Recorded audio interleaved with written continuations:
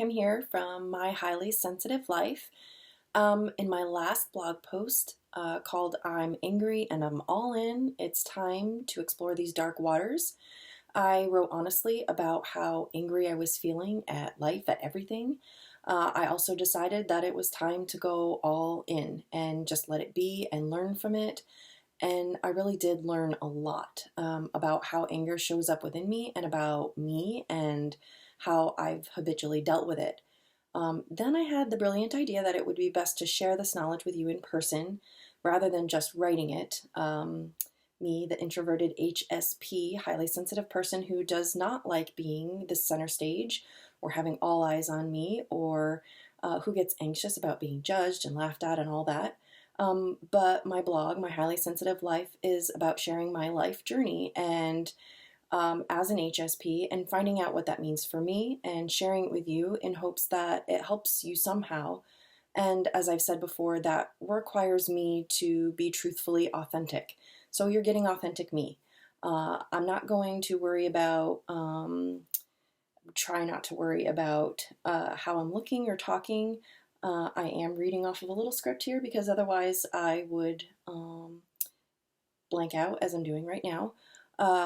And you're going to hear a lot of uhs and ums and likes. And I have not rehearsed this. I've not written a formal speech or anything. So yeah, I'm pretty nervous. But this is important stuff. So here we go.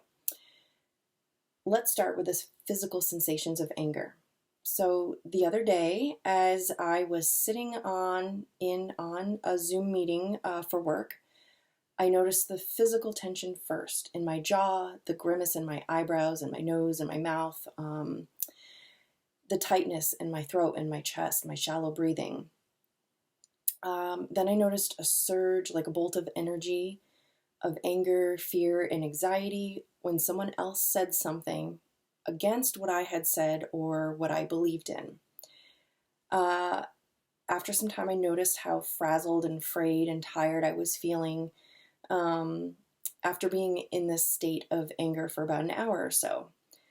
And then I felt kind of like I had heartburn a little bit. At one point during this meeting, I wanted to speak my truth, and even though I was doing it kindly and in a non-confrontational way, I felt that fear and anxiety with my heart racing. I was feeling hot, that it would be ill-received or it would be shot down,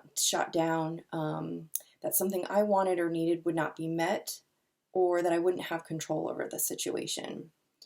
So I had a moment where I realized that just having set this wholehearted intention of going into my anger and exploring it gave me enough space to not jump on anything in anger or react angrily to something or someone right away.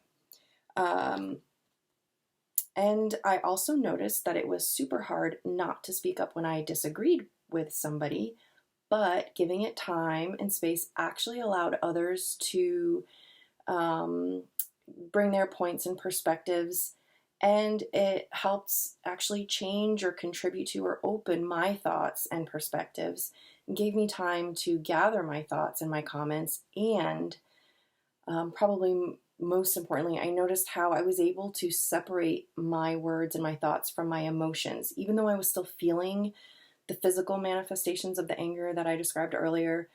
And I realized that I can always share my thoughts after everyone else.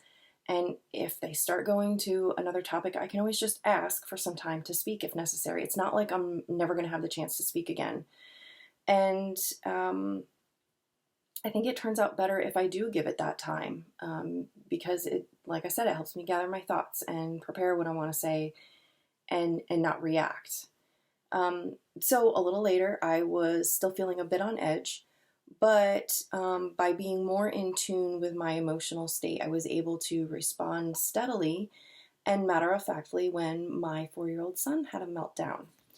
Rather than fueling both of our emotions with my own anger, I could separate from and not take on his anger and pain.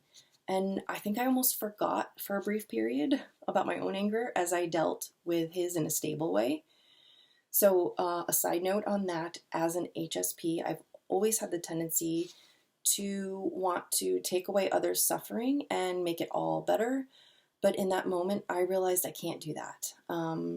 All I can do for my son or my daughter at these times is support them, be firm if necessary, and give them time to cool off, knowing that they'll get through it and I will be there for them. I can't infuse calmness and happiness into them, but I can guide them through it and know that they'll be okay. Also, if I could fix everything for them, what would that teach them? So later on, going back to anger and diving in and exploring, I felt a surge of anger and sadness when my husband made an optimistic comment about something that I had been angry about, but I didn't react as I normally would with a pessimistic response about the situation or myself, and it soon passed, and my attention was pulled to yet another meeting. And while it wasn't fun, I also didn't continue to follow or get mired in my anger. So then I started noticing the anger was more like waves. It wasn't the constant feeling I had previously thought it was, because, of course, in the past I'd only been seeing the anger and those moments when I was angry and then generalizing that to everything, even if there were times that it wasn't present or particularly pronounced. So here I am noticing that at times the anger was really high and uncomfortable. Other times it was low, just hanging around, and sometimes it wasn't there at all. So at one point, my anger kind of simmered into a resentment. I think of it as like my inner child moping and mumbling about working out. I was doing a workout. But I just let it be, and I kept going, and I felt good after. Those feel-good workout hormones kicked in. At one point, while I was working out, my daughter came in. She'd been out for the afternoon having fun at a friend's pool, and she was sad that she had to leave and she couldn't stay as long as she wanted to. She could stay in the pool forever. Instead of being wrapped up in my own stuff, I was genuinely able to give her a hug and just say, "I'm sorry you're feeling sad. I know it's hard to leave when you're having fun." I gave her a hug. When she got up to go, I said, "Hey," and she turned around and said, "I love you." And it was a small but genuine, really genuine, authentic smile popped on her face, and I could tell that she was feeling better, and soon she was back to her old happy self again. So at another point, I felt anger, but more like irritability, which I think they're in the same family, or maybe just a different degree of the same emotion. But I was irritable when my husband wanted to chat while I had so much to do in so little time. However, I think this is also related to being a highly sensitive person, because I don't ever want to let anyone down. I don't ever want to risk making a mistake or any misstep.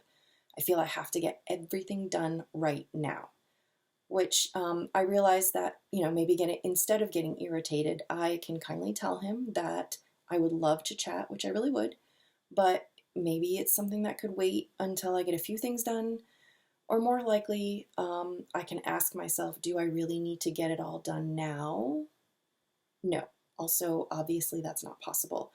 So this anger and irritability actually fizzled out by the evening, and I was feeling more neutral. So I feel maybe if I can keep up this practice, my anger will subside faster in the future, or maybe I'll be able to see it and let it go before it wreaks havoc on me and those around me. The important takeaways for me were that even if I didn't feel good, I was feeling the anger, I was feeling the physical manifestations of it, I did have some space to not react or to fan my anger. I saw it ebb and flow, and it wasn't constant as I had always feared that it was. This is a practice. I noticed that many other things too. It was worse in my head than in reality. And I think that's usually the case for us worriers. Also, if you're a natural thinker like me, i.e. you're always in your head, it's hard to come back to the present. But setting this intention to explore my anger, to just really go into it, and actually, surprisingly, the energy of the actual anger helped me stay present or to remember to come back to the here and now. The hardest part for me about my anger, and I think now that I see any negative emotion really, is the first few seconds or so. when that inner child is throwing a tantrum about not wanting to be there and sit with this awful, scary, uncomfortable emotion. But when I just didn't say or do anything about that, the tantrum subsided, and very often the emotion subsided with it. So even if it was present, it was more manageable. It was no longer scary or unbearable. And I actually felt myself thinking at one point, this is it? The world isn't ending? Again, this doesn't mean it's pleasant or uncomfortable work, it doesn't mean that this is pleasant or comfortable work, but I did find myself in a space to allow it and learn about it and myself as well as those around me. Something that I did find a little bit more difficult for me was guilt and shame that might come up if I got irritable and maybe snippy with someone. Usually this is with my kids and my husband. Although my husband says it's not as horrendous as I think it is in my head. To some extent, I do believe he's probably right. This is my perfectionist side telling me that I can't take one step out of bounds or even lift a foot, not a toe. So this is part of my practice now going forward, self-grace. I mean, I can only kindly ask my kids to do or not do something so many times before that curt mom voice has to come out. But I have always had trouble forgiving myself for anything.